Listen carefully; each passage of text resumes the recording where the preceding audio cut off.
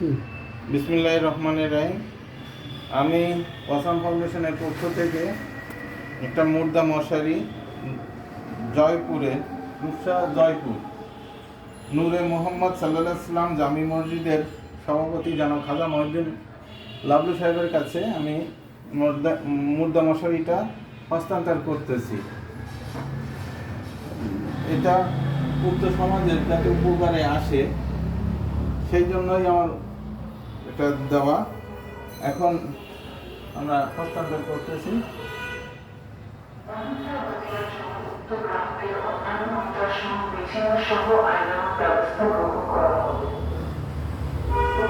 Sir কিছু বলেন, awesome ফাউন্ডেশনের পক্ষ থেকে এটা পেয়ে আপনাদের।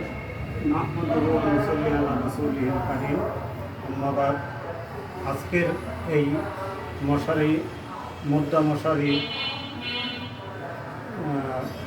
প্রদান উপলক্ষে ওয়াসাম ফাউন্ডেশনের নির্বাহী পরিচালক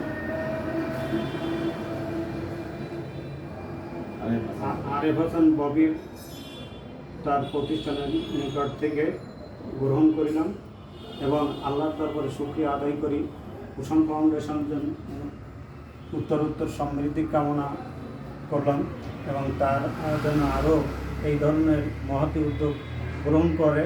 ইতিমধ্যে তারা বিভিন্ন রকমের সামাজিক এবং মহতী উদ্যোগ গ্রহণ করে আসছে। আমি মাঝে মধ্যে তাদের প্রামাণ্য চিত্র সহ দেখে থাকি।